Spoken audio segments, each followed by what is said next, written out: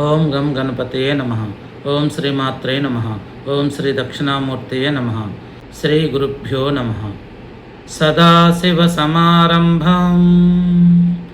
వ్యాసశంకరమధ్యమాం అస్మదాచార్యపర్యంతం వందే గురుపరంపరాం. నారాయణ సమారంభం వ్యాసశంకరమధ్యమాం అస్మదాచార్యపర్యంతం వందే గురుపరంపరాం. ఓం శ్రీం హ్రీం క్లీం గ్లౌం గం గణపతయే వరవరద సర్వజనమే వసమానయ స్వాహా. ఓం గురవే సర్వలోకానాం భిషజే భవరోగిణాం నిధయే సర్వవిద్యానాం దక్షిణామూర్తయే నమః. ఓం శ్రీ దక్షిణామూర్తయే నమః. ఓం శ్రీ గురుభ్యో నమః. శ్రీ దక్షిణామూర్తి వారాహి భక్తి ఛానల్కు స్వాగతం. ఈ నెల 3వ తారీఖు 3వ నెల 2026 సంవత్సరం పాక్షికమైనటువంటి చంద్రగ్రహణము వస్తుంది. అయితే మనకి సోషల్ మీడియాలో వదలగొడుతున్నటువంటి ఈ చంద్రగ్రహణం వల్ల దీన్ని కేతుగ్రస్త చంద్రగ్రహణం అని పిలువబడుతుంది. మనకి చాలామంది జ్యోతిష్యులు భయపెట్టే విధంగా చెబుతూ ఉంటారు. దయచేసి సామాన్యులు కావచ్చు ఎవరు కూడాను దీని గురించి అంతగా పట్టించుకోవాల్సిన అవసరం లేదు. దీనికి ఒక చిన్న రెమెడీతో చేసుకుంటే సరిపోతుంది. ఎందుకు వాళ్ళు వదలగొడతారంటే వ్యాపారం కోసం, పూజల పేరుతో సామాన్య జనాన్ని భయపెట్టి మధ్యతరగతి వాళ్ళని, ముఖ్యంగా అమాయకమైనటువంటి హిందూ బంధువులందరికీ కూడాను నేను తెలియచేస్తున్నాను. అనేక రకాల వీడియోలు సృష్టించి ప్రజల మీదకు వదులుతూ ప్రజల్ని భయభ్రాంతులకు గురి చేస్తూ ఈ చంద్రగ్రహణం యొక్క ఎఫెక్టు ముఖ్యంగా సింహరాశి వారిపైన ఎక్కువగా ఉంటుంది. అదేవిధంగా ముఖ్యంగా పుబ్బా నక్షత్రము, ఉత్తరా నక్షత్రము వంటి వాటి మీద ఎక్కువ ప్రభావం ఉంటుందని చెప్పి ఒకటే రకం సోషల్ మీడియాలో ఎక్కడ చూసినా, అది ఇన్స్టాగ్రామ్ కావచ్చు, ఫేస్బుక్ కావచ్చు, యూట్యూబ్ కావచ్చు, ఎక్కడైనా కానివ్వండి. గ్రహణం అనేది మనకి జీవితంలో ఒక సైన్స్ పరంగా అనేక రకాల ప్రశ్నలకు సమాధానం చెప్తూ ఉంటుంది. దీన్ని మన వాళ్ళు ఇంకా మారకపోవటం వల్ల అనేక మంది భయభ్రాంతులకు గురయ్యి మన ధర్మంలో ఉన్నటువంటి విజ్ఞానాన్ని సరిగ్గా అర్థం చేసుకోలేక భయపడుతూ ఇతర మతస్థులు వచ్చి చెప్పినప్పుడు వాళ్ళు దానికి ఆకర్షితులకు లోని మతాలు మారిపోతూ ఉంటారు. నిజం చెప్పాలంటే ఒక కూలి పని చేసుకొని ఒక పేదవాడి దగ్గర నుంచి కోటీశ్వరుడి వరకు ఒక చిన్న పరిహారం ఉంది. వాళ్ళ స్థాయికి తగ్గట్టు వాళ్ళు ఈ యొక్క పరిహారాన్ని చేసుకోవచ్చు. ఈ యొక్క గ్రహణము ఎఫెక్ట్ అనేది మనకు మంగళవారం అంటే 3వ తేదీ 3వ నెల 2026 సంవత్సరం మంగళవారము మధ్యాహ్నం 3 గంటల తర్వాత ప్రారంభమవుతుంది. ఎవరైనా పెద్దవాళ్ళు ఉంటే కనుక ఆరోగ్యం సహకరించిన వాళ్ళు టాబ్లెట్స్ అంటే మందులై వాడే వాళ్ళు ఉంటారు కాబట్టి ఎవరు కూడాను ఆ రోజు తినకూడదు అని నియమాలు పెట్టుకోకుండా చక్కగా 12 గంటలకంతా లేదా 1 గంట లోపు భోజన కార్యక్రమాలు అవి ముగించండి. ఎందుకంటే శరీరం కూడా సహకరించాలి కదా. పిచ్చి భక్తిలో ఉండి మూఢనమ్మకాలతో ఉండి సోషల్ మీడియాలో చెప్పినవన్నీ పాటిస్తే మీ యొక్క బలాన్ని మీరే కోల్పోతారు. మొట్టమొదటి మీకు కావాల్సింది ఆత్మవిశ్వాసము, ఆత్మబలం, మీ మీద మీకు ఒక రకమైనటువంటి సంతృప్తికరమైన ఒక నమ్మకము, మీకు మించిన వారు ఎవరు లేరని ఒక నమ్మకంతో మీరు ఉండాలి. అయితే ఏం చేయాలి? ఈ కేతుగ్రస్త చంద్రగ్రహణం సమయంలో మధ్యాహ్నం 3 గంటల నుంచి సాయంత్రం 6 గంటల 47 నిమిషాల వరకు ఈ యొక్క గ్రహణం అనేది ఉంటుంది. అయితే ముఖ్యమైన గ్రహణం ఎప్పుడు ఉంటుందంటే మన భారతీయ కాలమానం ప్రకారం అనేక రాష్ట్రాల్లో అక్కడ సూర్యుడు అస్తమించే సమయము విధాలుగా ఉంటుంది. ఫర్ ఎగ్జాంపుల్గా చూసుకుంటే కనుక మనం రాష్ట్రాల్లో ఉన్న ప్రజలకు ఈ యొక్క గ్రహణం ఇదే సమయంలో ఉంటుందంటే ఉండదు. ఒక ఉదాహరణగా మన ఆంధ్రప్రదేశ్లో ఉన్నటువంటి విజయవాడ, మచిలీపట్నం, ఏలూరు, రాజమండ్రి, విశాఖపట్నం ఇటువంటి ప్రాంతాలంతా కూడాను ఈ యొక్క గ్రహణం అనేది సాయంత్రము 6:05 తర్వాత ప్రారంభమయ్యి 6:47 వరకు గ్రహణం ఉంటుంది. ముఖ్యంగా ఈ సమయంలో అత్యంత శక్తివంతంగా ఉండేది 27 నిమిషాల కాలము ముఖ్యమైనది. ఈ సమయంలో మనం ఏం చేస్తే మనకి ఈ యొక్క ఎఫెక్ట్ ఉండదు. అయితే ఇక్కడ నేను మీకు మూఢనమ్మకాలతో చెప్పడం లేదు. ఎందుకంటే ఈ దేశంలో ఉన్నటువంటి 120 కోట్ల జనాభాలో ఇతర మతస్థుల్ని ఒక 25% తీసేస్తే మన హిందువులు దాదాపు 90 కోట్ల మంది ఉంటారు. ఈ 90 కోట్ల మందిలో కూడా డబ్బున్న హిందువులు సుమారుగా ఒక 20 కోట్ల మంది ఉండొచ్చు, ఒక 10 కోట్ల మంది, 20 కోట్ల మంది. తర్వాత ఉండేటువంటి 70 కోట్ల మంది కూడాను మధ్యతరగతి వాళ్ళు ఎక్కువ ఉంటారు, అలాగే పేదవాళ్ళు ఎక్కువ ఉంటారు.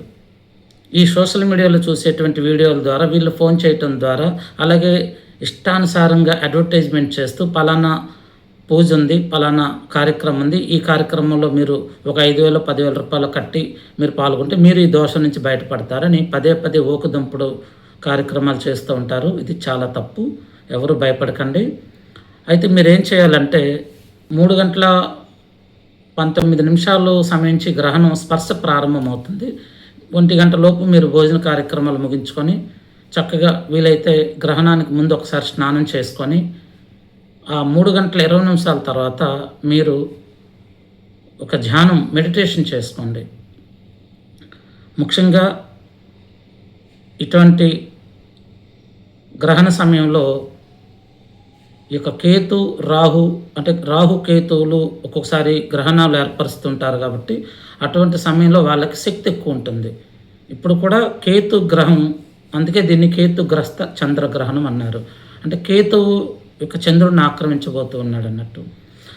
అయితే ఏంటంటే మనకి గ్రహణ సమయంలో మనం ఒక ధ్యానం అనేది చేసుకోవాలి. ఈ సమయంలో ఎప్పటి నుంచి 3:20 నుంచి రాత్రి 7 గంటల వరకు కంటిన్యూగా చేయాలంటే అవసరం లేదు. ముఖ్యమైన సమయం చెప్తున్నాను, 6:05 నుంచి 6:47 వరకు. ఆ మధ్యలో వచ్చేటువంటి కాలం చాలా బాగా శక్తివంతమైంది. ఆ సమయంలో మీరు దైవనామస్మరణ గుర్తుపెట్టుకోండి. ఆ సమయంలో మీరు దైవనామస్మరణ ముందుగా గురువుని తలుచుకొని శ్రీ దక్షిణామూర్తి శ్లోకాన్ని మొట్టమొదటిగా చెప్పుకోండి. ఓం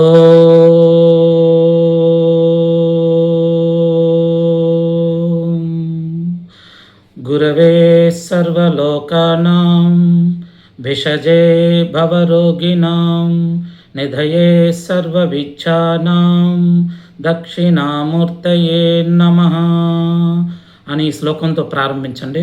ఎందుకంటే దక్షిణామూర్తిని మనం ఆరాధించాలంటే దక్షిణామూర్తి ధ్యానము, పూజ మనకి నెగిటివ్ ఎనర్జీని తగ్గిస్తుంది. సాక్షాత్తు ఆ పరమేశ్వరుడే మన కోసం, మనల్ని మంచి దారిలో నడిపించడం కోసం, మనకి ఉన్నటువంటి నరఘోష, నరదిష్టి, అలాగే చేతబడి, అలాగే ఇంకా రకరకాల గ్రహ దోషాల నుంచి బయటపడేయడానికి దక్షిణామూర్తి రూపంలో అవతరించి మనకి చక్కని జ్ఞాన మార్గంలో నడిపించడానికి, అజ్ఞానంలో ఉన్న మనకి జ్ఞానాన్ని కల్పించి మంచి మార్గంలో నడిపించడానికి అవతరించిన దైవ స్వరూపము శ్రీ దక్షిణామూర్తి. ఈరోజనే కాదు, ప్రతిరోజు ప్రతి గురువారం మీరు మీకు ప్రత్యేకంగా దక్షిణామూర్తి యొక్క పూజ 9 వారాలు పూజ ఏ విధంగా చేయాలని నేను మీకు త్వరలో ఒక వీడియో చేసి పెడతాను. అయితే ఈ దక్షిణామూర్తి శ్లోకంతో ప్రారంభించి మీ ఇష్టదైవమైనటువంటి ఓం నమ శివాయ అనే మంత్రాన్ని లేదా ఓం గం గణపతి నమః అనే మంత్రాన్ని, ఎందుకంటే పెద్ద పెద్ద మంత్రాలు మనం చెప్పినప్పుడు సామాన్యులు వాటిని ఉచ్చరించలేరు, అలాగే చదవలేరు. కాబట్టి ఎక్కువ శాతము చాలా సింపుల్గా అందరికీ ఉపయోగపడేటువంటిది ఓం నమ శివాయ, ఓం శ్రీ దక్షిణామూర్తి నమః, ఓం గం గణపతి నమః అని ప్రారంభించుకొని ఒక ధ్యానంలాగా చేసుకోవడం ద్వారా తర్వాత ముఖ్యమైనటువంటి ఇప్పుడు నేను చెప్పాను కదా 6 గంటల 5 నిమిషాల తర్వాత 6 గంటల 47 నిమిషాల మధ్యలో ఎంత మనం కుటుంబ సభ్యులందరూ కూర్చొని దైవారాధన నామస్మరణ చేస్తే ఆ సమయంలో మనకి ఆ యొక్క ఎనర్జీ ఎక్కువ వస్తుందన్నట్టు. అంటే ఎక్కువ శక్తివంతంగా వస్తుంది. మనం ఎంత శక్తివంతంగా ఉంటుందంటే ఒక 1000 సార్లు జపం చేయవలసింది ఈరోజు మనం జపం చేస్తే దాదాపు మనకి 30,000 జపం చేసినట్టు పుణ్యం లభిస్తుంది. ఉదాహరణకి మనం హైదరాబాద్ నుంచి విశాఖపట్నం వెళ్ళాలంటే ట్రైన్ అయితే సుమారుగా ఒక 12 గంటల సేపు జర్నీ ఉంటుంది. అదే వందే భారత్ ఎక్స్‌ప్రెస్ ఎక్కితే సుమారుగా ఒక 8 గంటల ప్రయాణం ఉంటుంది. అదే మీరు ఫ్లైట్‌లో వెళ్ళారనుకోండి ఒక గంట.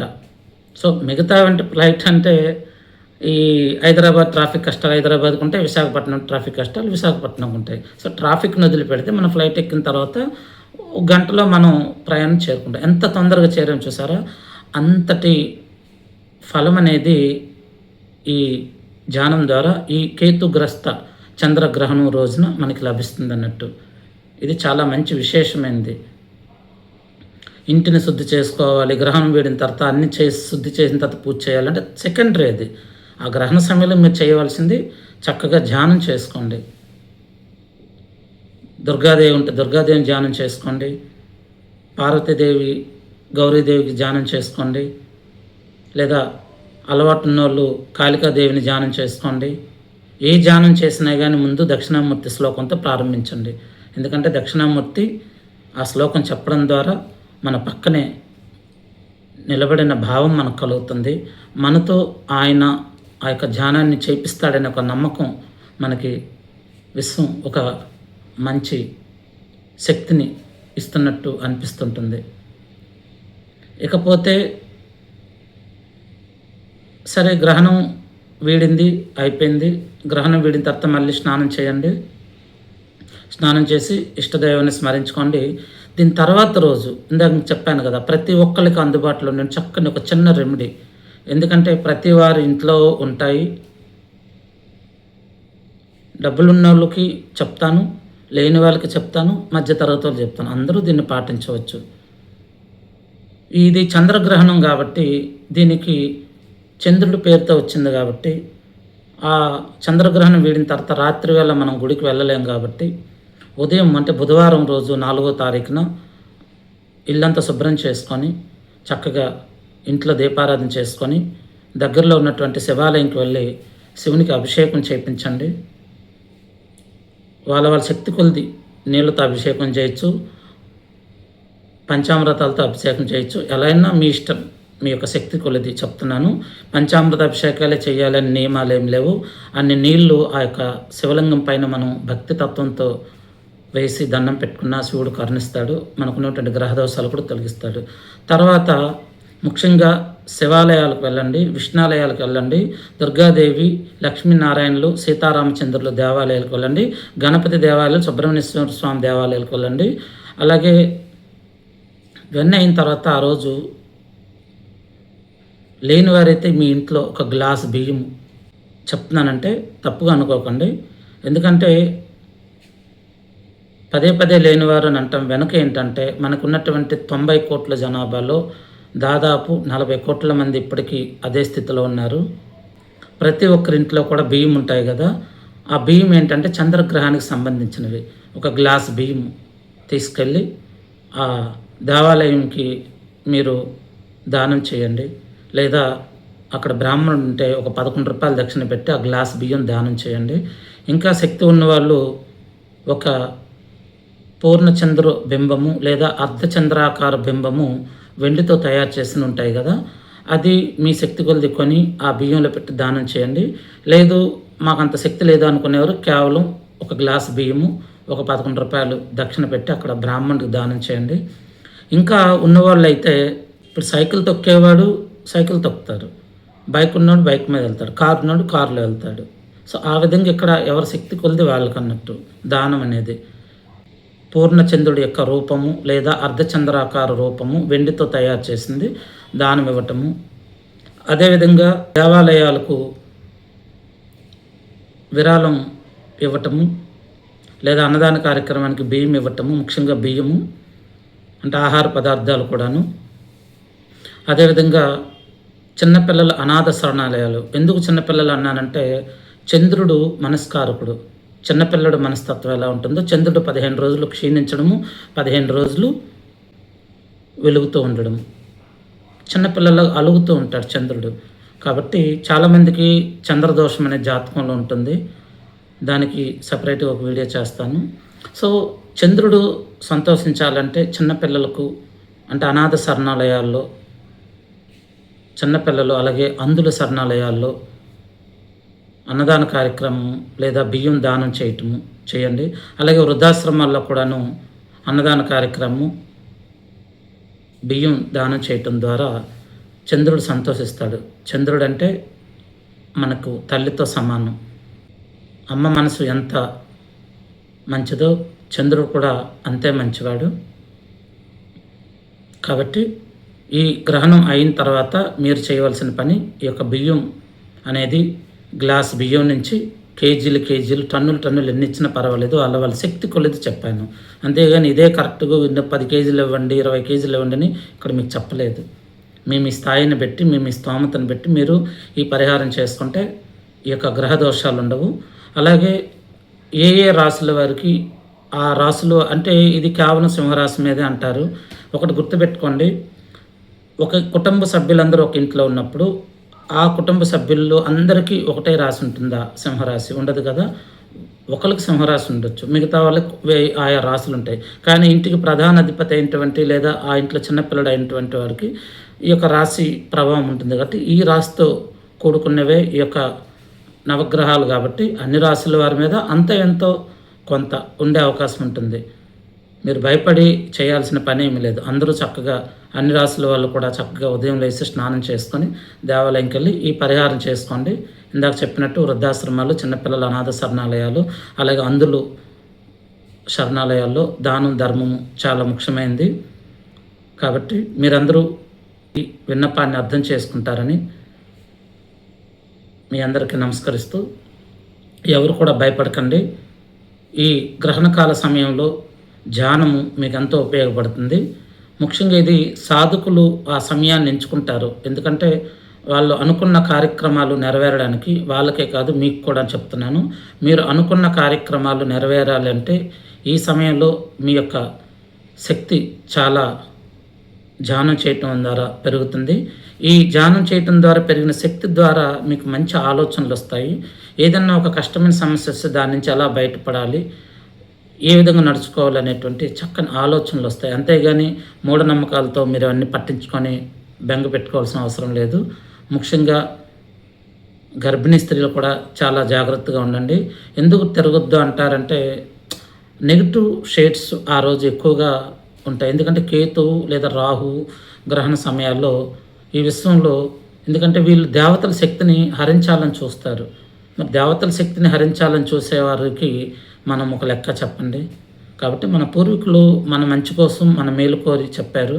కానీ మన ఈనాటి జ్యోతిష్యులు, పండితులు చాలామంది, అందరినీ నేను అనడం లేదండి, చాలామంది తప్పుదారి పట్టించి వ్యాపార రీత్యా కొన్ని యాప్ల ద్వారా కొన్ని రకాల పూజల కోసం ఆన్లైన్ ద్వారా పేమెంట్ చేయించుకుంటూ ప్రత్యేక పూజలను ఉదరగొడుతూ చెప్తూ ఉంటారు. మీకు మీరుగా మీ ఇంట్లో ఈ కార్యక్రమం చేసుకోండి. ఒప్పుకున్న వాళ్ళు దేవాలయాలకు వెళ్ళి చక్కని అభిషేకాలు, హోమాలు చేయించుకోండి. అది మీ యొక్క ఇష్టం మీద ఆధారపడి ఉంటుంది. నేను దాన్ని కూడా వద్దని చెప్పను. ఎందుకంటే పూజ, హోమము, యజ్ఞము, యాగము ఇవన్నీ కూడాను మన భారతదేశానికి చాలా అవసరం. దీని ద్వారా ఏంటంటే ప్రకృతి పరీక్షిస్తూ ఉంటుంది. ఈ ప్రకృతి ఆ యొక్క శక్తిని మనం చేసేటువంటి పూజను తీసుకొని మరలా మనకి ప్రకృతి ద్వారా ప్రసాదిస్తుంది. అదే వర్షం రూపంలో కావచ్చు, మనం పీల్చేటువంటి గాలి రూపంలో కావచ్చు, మనం నిలబడి ఉన్నటువంటి భూమి రూపంలో కావచ్చు, మన ఆకాశం, మనకు నీడనిచ్చేటి ఆకాశం కావచ్చు, అగ్నితత్వం నుంచి కావచ్చు, ఇవన్నీ కలిస్తే పంచభూతాల ద్వారా మళ్ళీ మనకి ఆ ప్రకృతి నుంచి ఆ యొక్క జీవనానికి అవసరమైనటువంటి శక్తులు లభిస్తాయి అన్నట్టు. దాన్ని దృష్టిలో పెట్టుకోండి. కానీ ఈ దోషం ఉంది అర్జెంటుగా పూజ చేసుకోవాలని ఏమీ లేదు. మీ అందరికీ వీడియో నచ్చితే లైక్ చేయండి, 10 మందికి షేర్ చేయండి. వాస్తు మరియు జ్యోతిష్య సలహాల కోసం నన్ను సంప్రదించండి. ఓం గం గణపతియే నమః.